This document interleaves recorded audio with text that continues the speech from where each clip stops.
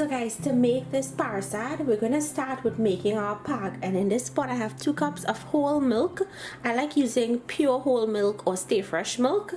If you wanted to use carnation, you can. To that I'm going to go in with sugar, and I'm not adding a lot of sugar to this because I don't want it to be a very sweet parsad. I'm putting 3/4 cups, but if you wanted to put an entire cup, you can. Now we're going to bring this up to a simmer and just allow it to stay on a low heat so it's nice and warm. So here I have my heavy bottom pot, and to that I'm going to go in with some ghee. We're going to allow the ghee to melt before we continue.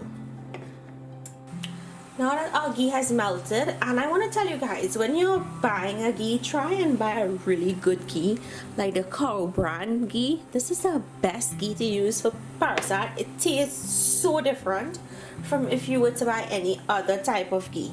So now I'm going to go in with some coconut flour, and I'm going to go in with some semolina. Now you want to make sure that your heat is on a low for this, because you don't want the semolina or the coconut flour to burn. You see how the coconut flour is already getting brown? So just be careful. Mix it consistently, continuously.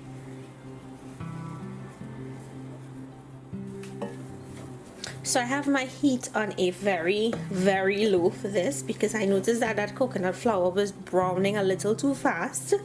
So it's different from regular flour. So you don't want to put it on a medium heat or a medium low. You want to go very low.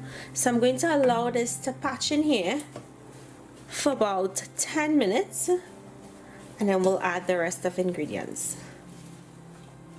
To my flour, I'm going to go in with some raisins and some fresh ginger. And now I'm going to go in with some elaichi or cardamom powder, and I'm going to mix that in.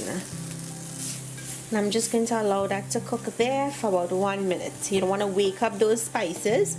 Now I know a lot of you Guyanese have been messaging me and telling me you don't put ginger when you make parsad, but in Trinidad we love to put ginger when we make parsad and when we make our sweets.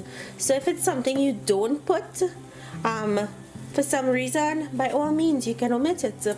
Remember, each recipe isn't cast in stone. You guys can tailor it to how you want it made. Now it's time to go in with our pag. So I'm going to add my milk in a little bit at a time, and I'm going to mix that in. You don't want to add all at once, because if you do, it can get very soggy, and I personally don't like a soggy parsad. So as you're adding it in and you're mixing in, you will know if it's enough for you or if you need to add more pag.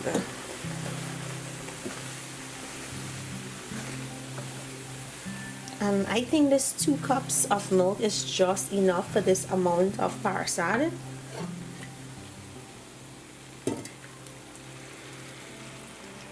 Perfect, I used all. Guys, parsad is so easy to make. It's not hard at all. Once you get the hang of it, it's not hard at all. And once the milk is absorbed and it's not wet or gooey, it's now ready to be plated.